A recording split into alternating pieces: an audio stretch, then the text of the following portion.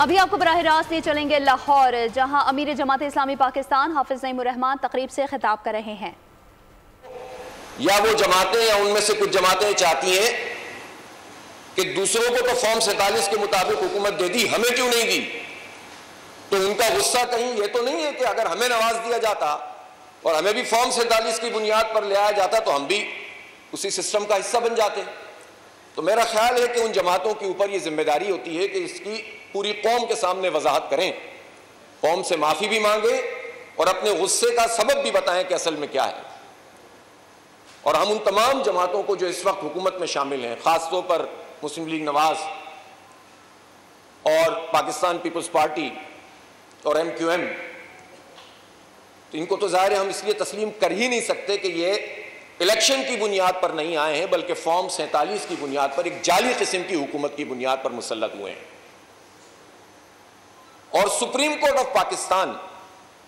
اس سے بڑی کوئی اتھارٹی نہیں ہے یہاں پر، اس میں کیسز اب جا رہے ہیں، خود جماعت اسلامی کیس کر رہی ہے۔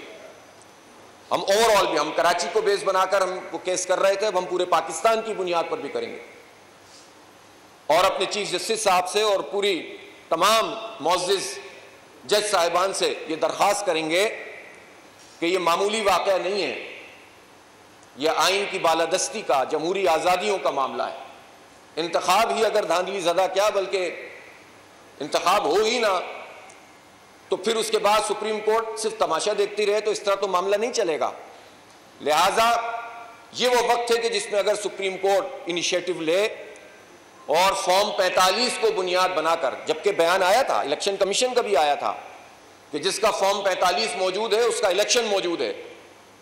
پتہ نہیں کہاں گم ہو گئے ہیں چیف الیکشن کمشنر اس بیان کے بعد۔ فارم 45 تو لوگوں کے پاس موجود ہیں، لیکن الیکشن تو یرغمال بن چکا ہے، اس پر تو قبضہ ہو چکا ہے۔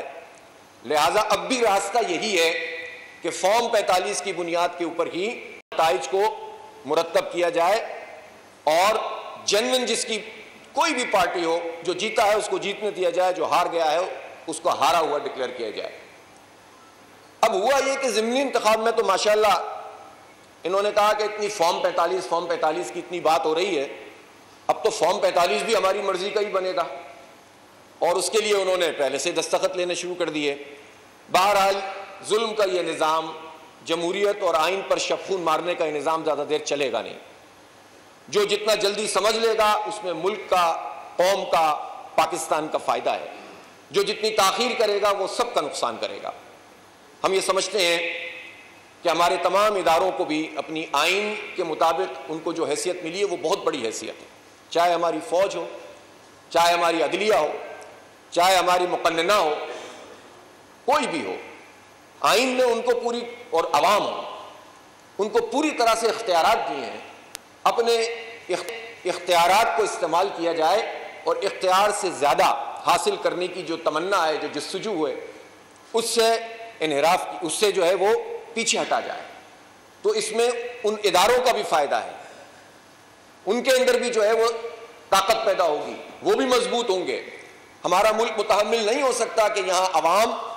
اور امیر جماعت اسلامی پاکستان حافظ نعیم الرحمان تقریب سے خطاب کر رہے تھے۔ انہوں نے کہا کہ جب آئین پر شب خون مارا جاتا ہے، اپنی مرضی سے لوگوں کو مسلط کیا جاتا ہے تو آئین کی پامالی کی جاتی ہے۔